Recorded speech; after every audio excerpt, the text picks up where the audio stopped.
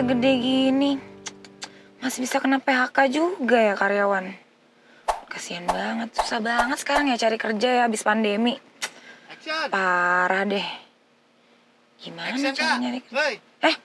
Oh, udah mulai. Ya udah ulang. Yuk.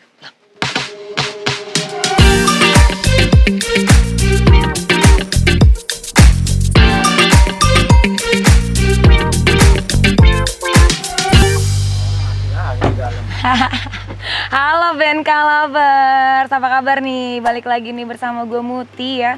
Tentunya di YouTube channelnya Bali Nippon Koi. Nah tadi nih, kebetulan gue lagi asik ya baca-baca berita tentang banyaknya orang-orang yang di PHK ya. Ternyata di masa-masa sekarang masih sulit mendapatkan lapangan pekerjaan yang oke ya tentunya. Contohnya nih ada beberapa teman-teman gue yang juga akhirnya memiliki usahanya sendiri. Tiba-tiba ada yang jualan baju lah, ada yang jualan makanan. Mungkin nih bisnis koi ini bisa menjadi salah satu peluang bisnis untuk kamu yang baru mau memulai usahanya. Kebetulan spesialnya di episode ini BNK ini didatengin sama yang namanya Koi Keko. Katanya nih mitosnya kalau sampai tempatnya udah didatengin sama Koi Keko, ya ampun sampai belibet gue. Didatengin sama Koi Keko katanya bakal jadi rame dan viral dan cuannya bisa sampai miliaran. Ah, masa sih? Jadi penasaran siapa sih Koi Keko itu? Yuk kita samperin, kayaknya lagi ngobrol sama Om Leo tuh di situ. Yuk. Nah, bentar ini kayaknya nih Koi Keko nih. Yuk kita samperin yuk. Lagi ngobrol apa sih? Penasaran nih. Jadi kalau yang ini nih full ikan-ikan auction nih. Ikan auction ada Halo, Gucci. Maaf nih mengganggu. Ini Paman Keko nih? Iya. Paman Keko. Apa kabar? Apa kabar Om? Baik. Baik. Nah ini dia nih, maaf nih mengganggu nih. Lagi ngonten juga kayaknya Koi Keko ya tadi ya? Oh iya. Dikit-dikit. Ngobrol-ngobrol. Jadi Paman Keko ini katanya pengusaha dalam bidang koi ya? Pengusaha bisnis dalam bidang koi. Itu apa aja tuh yang diusahakan? Kalau Keko ini khusus saya sendiri sebagai perancang kolam. Perancang kolam. Iya, dan sampai sekarang di seluruh Indonesia sekitar 200 kolam lah. 200? Iya. 200 kolam. Berarti salah satu yang paling top nih kayaknya ya. Bisa Nggak tahu juga. Nggak tahu Nggak tahu juga. juga lah gitu. Mungkin yang lain juga banyak juga. Terus kemudian kita bikin pakan koi. Oh, bikin pakan koi. Iya. Terus kita kerjasama sama kondisi Jepang untuk obat bius. Gitu. Oh. Ngejuri juga ya. Apa juga? Ngejuri juga. Ngejuri juga. Apa lagi tuh? Apa aja banyak ya. Apa aja ya? Pokoknya banyak. semua Pokoknya tentang koi lah. Tentang koi. Digarap. Wow, menarik banget. Nah, kebetulan nih Paman Keko, kita di sini pengen mengulik nih kira-kira kalau misalnya bisnis koi itu bisa nggak sih menguntungkan gitu bagi teman-teman yang baru mau memulai bisnis koi? Oh, pengen tahu bisnis Pengen koi? tahu banget. Kita sambil jalan-jalan gimana ngobrolnya ya, biar enak. nggak bisa di sini lah. Iya kan berisik ya, panas. Banyak juga. yang bisa kita bicarakan tentang Nah, bisnis kita koi. sambil jalan-jalan ke depan yuk. Yuk, Let's go. Nah, mumpung nih cuacanya lagi bagus nih ya, berawan gak begitu panas, jadi enak kita ngobrol sambil jalan-jalan nih. Paman, ya. by the way, gimana sih waktu awal memulai bisnis dalam bidang koi? Boleh diceritain nggak dikit? Oke, kalau saya pribadi sih sebenarnya basisnya hobi ya. Hobi? Dari tahun 2000 udah mulai pelihara koi. Oh, 2000. Kemudian makin lama makin menarik gitu kan, makin didalemin. Saya mempelajari hal-hal yang orang lain nggak pelajarin, yaitu kolam. Gitu. Padahal awalnya dari kolam dulu itu dari ya? kolam. Padahal kolam pada tahun itu mencari referensi masih susahnya minta ampun. Jadi saya rajin datang ke sana, ke sini, tanya, cari buku. Kalau waktu itu cari buku sedapatnya gitu. Baru di tahun 2000-an 2008 ketemu jurnal-jurnal tentang recirculating aquatic system, baru kan bisa belajar lebih dalam lagi. Sekarang kan makin bertambahnya juga makin teknologi, pengetahuannya kan makin berkembang gitu ya tentang koi. Terus tetap hobi terus saya jalanin, tetapi pengetahuan yang sudah saya miliki, saya pikir harus di-share. Makanya kemudian saya mulai aktif nulis di majalah Kois. Gitu. Nulis juga. Ya, jadi nulis di majalah Kois, sharing tentang pengetahuan tentang kolam, dan itu dilakukan terus-menerus gitu. Dan baru tahun 2018 saya masih punya perusahaan yang lain tapi sudah pengen pensiun gitu ya. Udahlah saya terjun ke hobi aja. Hobi. Kemudian di kolam ini ya udah sekarang saya jadi desainer kolam profesional. Jasanya dijual aja gitu. Oh iya, Jadi awalnya seperti itu. Jadi benar-benar awalnya hobi aja gitu. Hobi cari. sama kayak Om Leo juga nih. Awalnya dari hobi kan? Iya, awalnya dari hobi. awalnya Iya. dari- Berarti iya, Pade iya. bisa dibilang pionir buat kolam juga ya? Iya ya berarti ya salah satu. Enggak. Enggak juga. Enggak juga Sebenarnya ya. sebelum saya mempelajari ini itu juga sudah ada kolam-kolam koi yang menjadi tempat saya belajar. Sudah ada orang yang mulai mengembangkan, tapi mungkin masih belum dalam banget lah pengetahuannya gitu ya. Saya perdalam pengetahuan tentang air, tentang kolam gitu dari berbagai referensi gitu. Berarti kan kalau dari tahun 2000 berarti sekarang kira-kira udah 20 tahun lebih ya. Iya. 23 iya. tahun. Nah, itu kalau kondisi di tahun 2023 sekarang tuh bisnis koi sebenarnya gimana sih? Apakah lagi bagus-bagusnya atau lagi biasa aja, apalagi down-downnya banget nih, apalagi setelah pandemi nih. Di keadaannya sekarang gimana nih? Bisnis koi itu nggak pernah mati. Nggak pernah mati. Ini bukan sebuah bisnis yang sifatnya musiman seperti beberapa yang kita tahu, gelombang cinta, lohan gitu ya. Naik sebentar harganya luar biasa, fantastis, tapi beberapa bulan hilang gitu. Koi enggak. Koi ini mempunyai sejarah yang sangat panjang ya, sudah 2 abad sejarah koi, mempunyai standar yang jelas. Varietasnya banyak sehingga koi bisa berjalan terus-menerus, tidak akan pernah ada turunnya. Gitu ya. Dan selalu trennya pasti akan naik dari waktu ke waktu. Orang bilang sejak pandemi ke tahun 22-23 turun, itu menurut saya enggak. Pandemilah itu yang mengalami lonjakan yang luar biasa. Jadi justru si pandemi itu kan bisnis-bisnis yang lain tiarap, koi naik luar biasa bisa 2-3 kali lipat. Melayani kebutuhan koi itu sampai keteteran kan pada saat pandemi ya. Lokal, impor, koi yang nggak laku pun laku gitu ya. Jadi naik dan mulai di tahun 22 itu sekarang ini mulai stabil lagi. Tahun 2003 ini stabil, tapi stabilnya koi itu sebenarnya selalu akan grow terus menerus karena banyak penggemar yang baru. Penggemar baru. Iya. Orang-orang yang baru tahu oh koi. Betul. Ternyata begini, ada historinya juga kan. Betul. Itu jadi nggak sembarang ikan gitu loh. Betul. Enggak bukan bisnis gorengan lah. Nah, iya. Gitu. Iya. Bukan dan bisnis bisnis gorengan. itu tuh sebenarnya luas juga ya koi. Maksudnya nggak hanya bisnis ikannya aja, tapi bisa juga bisnis-bisnis yang lain seperti Paman kan juga ada bisnis kolamnya, pakannya kan. Iya, pakan. Peralatan kolam, media, filter, pompa itu air, semua bisa aerator, jadi bisnis. Bisa jadi bisnis gitu. Dan banyak yang menerjunin bisnis ini sekarang ini dan berjalan dengan sangat baik gitu ya. Berjalan dengan sangat baik. Apalagi dunia online sekarang ini sangat memungkinkan kita melakukan bisnis melalui marketplace gitu. Banyak loh yang nggak punya toko tapi sebenarnya omsetnya gede banget loh. Itu jadi sebenarnya modalnya nggak perlu punya toko ya. Betul.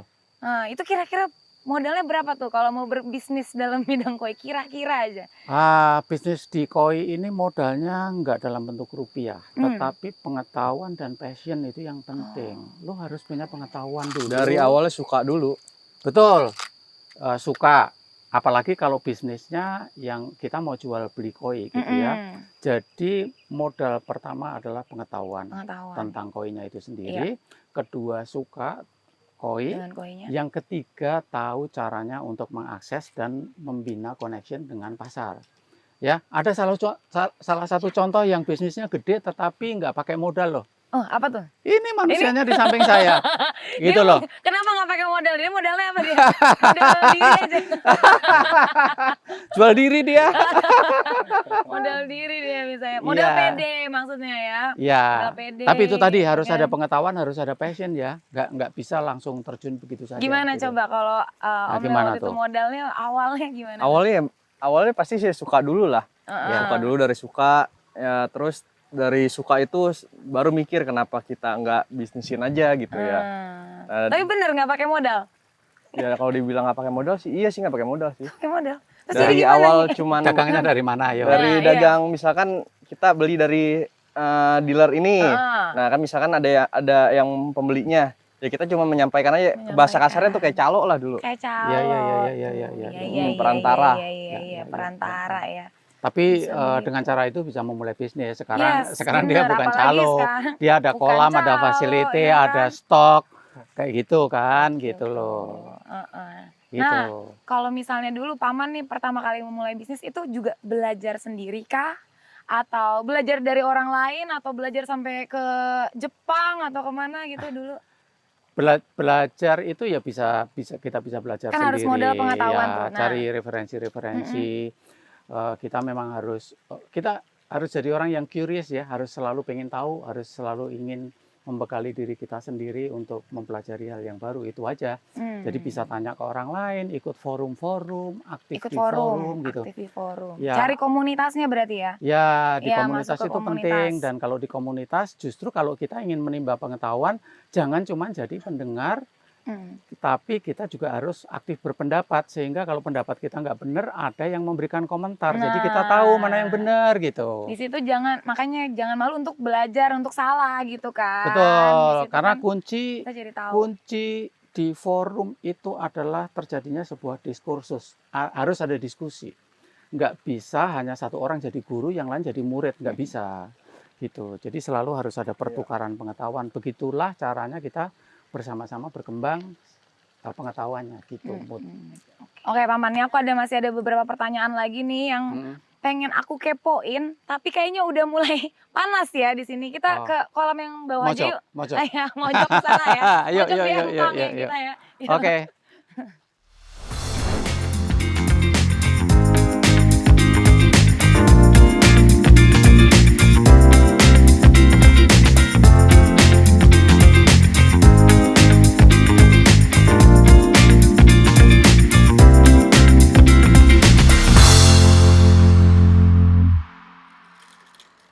Om, ini kolam apa nih Om? Maton. Oh, ini beda loh. Empang lah. Empang. Nggak, maksudnya ini beda nggak sama yang kolam-kolam yang tadi? Kayaknya warna airnya soalnya beda nih.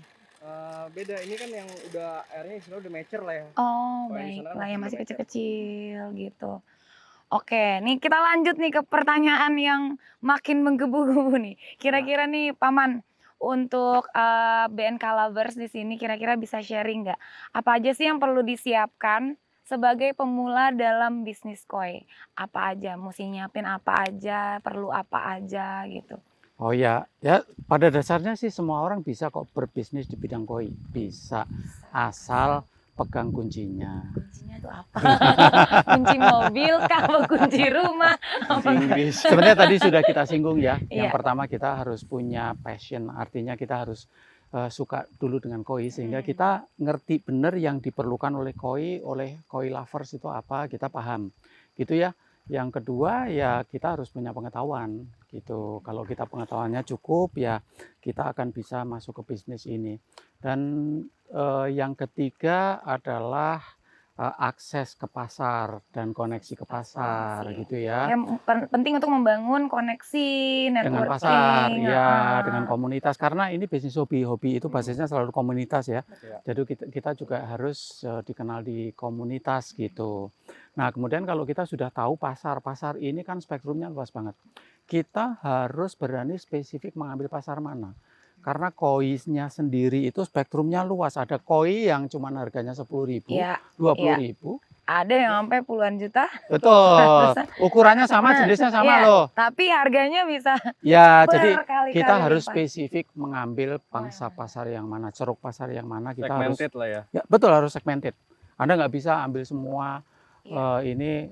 Mau jualan yang murah, tapi mau jualan yang ini juga Ya, jatuhnya nggak bisa. nggak bisa. Karena itu balik lagi ke branding juga ya berarti ya. Betul. Seperti misalnya contohnya Bali Nippon Koi gitu kan dia sudah punya niche marketnya sendiri gitu.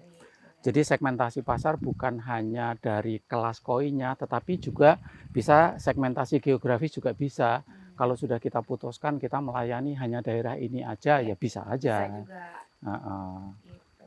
Jadi intinya luas banget kok, banyak yang bisa diterjunin kok di bisnis koi. Asal mau aja dulu berarti ya, mau mencari tahu dulu gimana. Mulai aja dulu. Iya, mulai dulu Betul. sambil mungkin model nekat juga bisa ya. Iya, bisa. Coba-coba dulu siapa tahu gong kayak Om Leo nih. Nah, ini ada pertanyaan yang gongnya nih. Jadi BNK Lovers. Kira-kira nih, ini paling dipertanyakan. Berapa banyak sih omset atau keuntungan yang didapatkan, sebesar apakah yang sudah diraih dari Paman Keko nih kira-kira? Yang paling besar lah, yang paling diingat. Wah, Saya bicara soal kolam koi aja lah ya, spesifik di kolam koi. Kita mulai di tahun 2018 sampai sekarang sih kayaknya udah ada 200 kolam, saya sampai nggak hafal. Tapi harganya perkiraan tuh yang paling Termahalnya mahal, gitu. satu kolam 4 miliar. satu miliar. kolam 4 miliar. Wow. Dan 4 miliar itu bisa didapatkan dalam waktu berapa lama tuh? Waktu itu dikerjakan 2,5 bulan ya.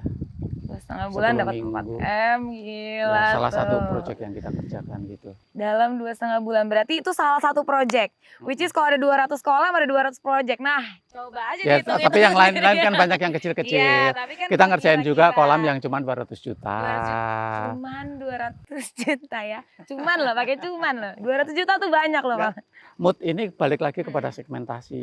Sama-sama mengerjakan kolam, kita mengambil segmen-segmen kita tertentu ya, segmen yang khusus gitu ya. Tapi kan bukan berarti juga makanya 200 juta terus ngerjainnya asal-asalan nggak dong. Pasti kan ada kualitasnya juga. iya, pastilah. Kenapa harganya bisa sampai segitu gitu ya. Ya 200 juta kalau kolam koi sih kecil sih. Leo juga tahu Murah kok. ya. Iya, masih murah itu kolam-kolam kecil kan. Iya. Gitu Ya. ya. Makanya di pond building itu merupakan salah satu bisnis di bidang perkoian yang bisa diterjunin. Semua orang bisa terjun Bisa, gitu. Tahu sipil sedikit Ya, gitu, tahu teknis kolam benar. kayak gitu bisa menerjunin. Banyak kok yang belajar dari saya, tapi pada akhirnya mereka kemudian berbisnis bikin kolam. Bahkan tukang saya ya, bikin bisnis sendiri. kalau dia dapat bisnis kolam pun saya persilahkan, saya bantu. Bahkan pernah saya bantu, ya udah saya gambarin nih, kurang lebih saya kayak begini gitu. Maksud saya orang yang pernah kerja di saya itu biar berkembang juga gitu loh, Mut. Ya, jangan terus-menerus jadi tukang aja. Mereka boleh berkembang sampai sejauh apa juga boleh kok. Gitu. Semua orang berhak untuk berkembang gitu. Benar juga. Gitu. Wise sekali ya. Saya mau kasih catatan nih, Mut. Jangan cuman melihat kepada omset yang besar tadi. Di dalam bisnis itu kalau Tapi ada saya resikonya juga ya. resikonya Iya, juga ada gitu. Jadi Ntar dulu nggak jangan ngomong semuanya- risiko dulu. Ntar dulu nih. Tapi poin yang saya mau sampaikan adalah bahwa poin terbesar dari bisnis adalah you provide penghasilan buat orang lain. Berapa ratus orang yang ikut terlibat di dalam bisnis ini yang ikut makan. Itu poin yang penting ya. Kalau buat saya gitu. Ada pertanyaan dari netizen ya. Netizen ini yang 3.000 orang ini katanya pertanyaannya gimana cara membangkitkan semangat anak-anak muda yang mau memulai wirausaha katanya. Gimana sih biar bisa semangat passionnya untuk memulai? Semua bisnis yang saya jalankan sekarang ini semuanya tanpa modal. Ya, even di pond building pun saya basically tanpa modal karena saya memang memasang terms of payment yang saya sebenarnya nggak keluar modal duluan, gitu ya.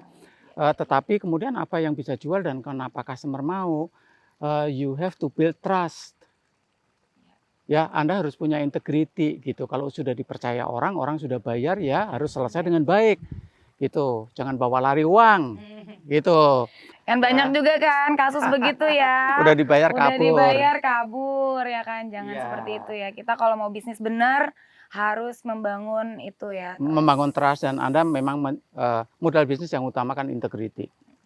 Ya, integrity hanya ada di dalam diri Anda. Anda harus harus menjadi orang yang mempunyai integritas yang tinggi, bisa dipercaya, bekerja dengan sungguh-sungguh, tidak tipu-tipu gitu ya. Jadi udah jalan aja gitu loh. Aja. Berarti emang harus dari dalam diri sendiri tuh ada kemauan ya. Ya, dan untuk kepercayaan berbisnis, kepada diri kepercayaan. sendiri juga. Kalau Anda nggak percaya pada diri sendiri, mana Bisa. mungkin orang percaya pada Anda. Heeh. Iya, gitu. Believe in yourself, then people will believe in you, gitu. Mantul. Terjawab pertanyaannya netizen?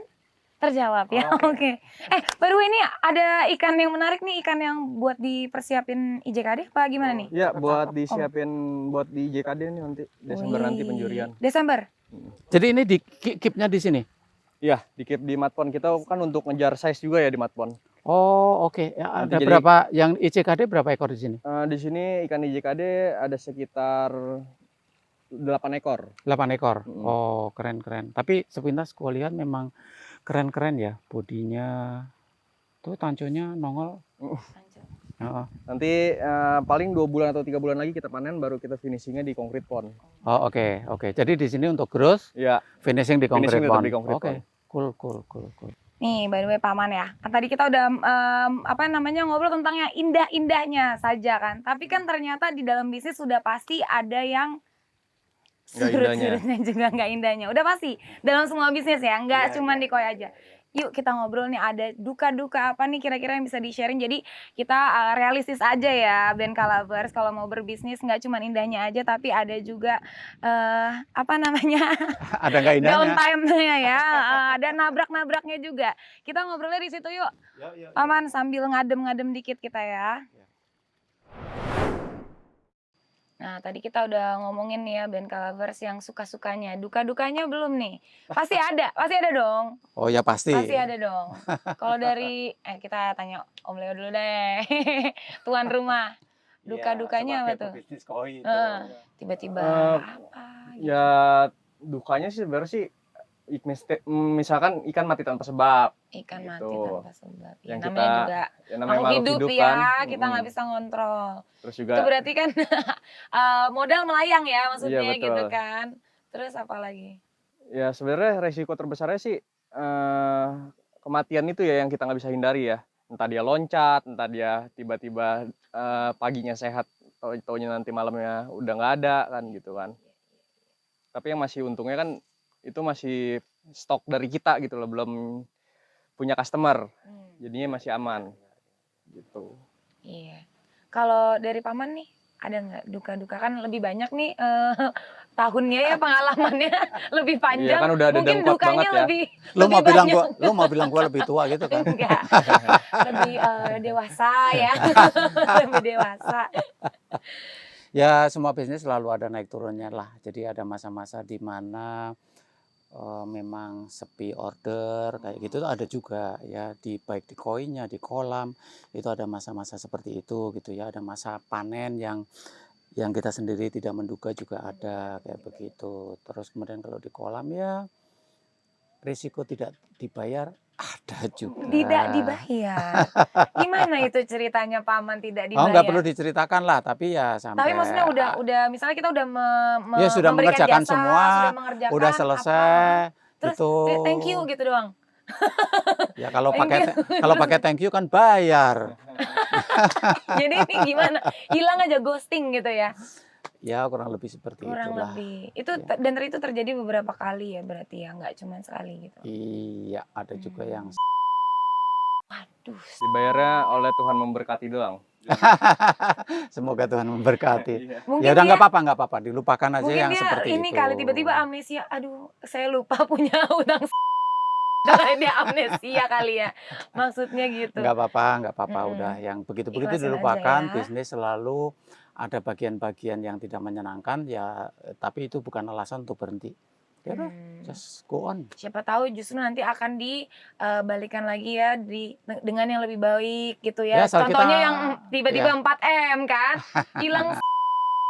Dilipat Tapi gandakan kan. Iya, dilipat gandakan. Iya, ya pokoknya intinya keep on going aja.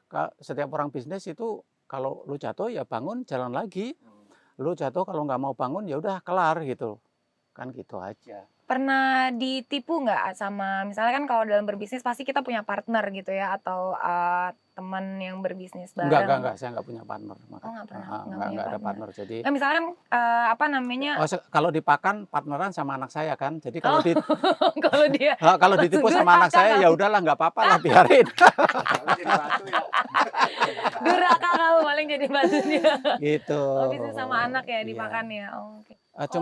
Cuman yang penting begini sih Mut ya, kalau kita berbisnis pada saat paceklik atau bisnis lagi sepi seperti itu, jangan diem aja, keep on going, keep on doing things, meskipun yang Anda lakukan itu tidak berhubungan langsung dengan bisnis, sejauh yang Anda lakukan itu bermanfaat buat diri sendiri dan orang lain, just do it, do anything you can do lah.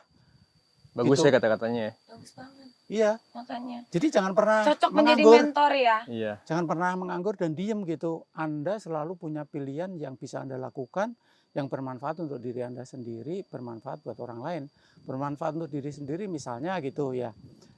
You stop playing game tetapi lebih banyak membaca jurnal. Misalnya lah ya contohnya gitu loh. Jadi bekali diri Anda dengan pengetahuan yang lebih. Justru pada waktu-waktu kita bisnis sepi itu kan kita punya lebih banyak waktu buat belajar. Temuin lebih banyak orang. Biasanya orang kalau lagi bisnis sepi gitu kan malas keluar apa segala macam dan itu salah besar. Gitu. Pada saat Jadi bisnis, down banget gitu iya, kan. Ya. pada saat bisnis down Anda harus lebih banyak bergaul. Gitu. Jadi ibarat balon ya Paman ya. Apa tuh? Ketika dipencet di sini, kita harus melendung di sana gitu ya. Ya, kurang lebih seperti itulah. Loh, Gue kurang paham sih. Iya seneng dong, banget bisa. mencet balon ya. Gimana Seneng mencet banget balon? mencet Di sini balon. ini. Iya dong. Ya tapi boleh lah. Boleh. Usahanya boleh ya. Kalau kalian pernah nggak ditipu atau di apa namanya sama partner atau dibawa kabur duitnya apa gimana gitu pernah nggak? Kalau itu ya ada tapi belum dikoi. Oh, bukan mudah-mudahan dikoi. sih jangan sampai ya. Heeh. Jangan sampai. Tapi bis itu happy di koi ya sekarang Iya. ya. Karena kan ya yang berhubungan dengan hobi kan pekerjaan kan jadi nggak ngerasa capek ya. Setuju. Itu aku banget tuh parah. Setuju banget. Paman gimana? Ada lagi nggak cerita-cerita yang duka-dukanya nih biar teman-teman di sini jadi nggak kaget gitu. Tadi kan udah wah oke gue mau misalnya mereka semangat nih mau mulai bisnis koi tapi pas mereka menjalani lah kok ternyata gini gitu biar nggak kaget gitu maksudnya. Nggak ada. Udah nggak usah Nggak ya? diceritakan. Jadi intinya Ya ya udah. kira-kira begitulah ya. Dunia bisnis itu ya Pasti you ada. just do it gitu aja. You just do it. Pokoknya gitu. gimana caranya kita bangkit lagi ya dari kusuraman itu ya. Misalnya udah terjadi kusuraman. Gimana caranya biar tetap semangat untuk menjalani bisnisnya gitu BNK Lovers. Oke, thank you banget nih Paman Keko nih dari Koi Keko udah nyamperin BNK ya Bali Nippon Koi. Udah sharing-sharing juga sama kita tadi bermanfaat banget banyak kata-katanya yang wise banget yang bisa dicatat ya BNK Lovers bisa dicatat dimasukin tuh ke dalam otak supaya bermanfaat bagi kalian semua juga. Sampai ketemu lagi di episode berikutnya. Jangan lupa untuk tonton terus channel YouTube-nya Bali Nippon Koi, di subscribe, di komen, dan juga di share sebanyak-banyaknya. See you on the next episode. Bye.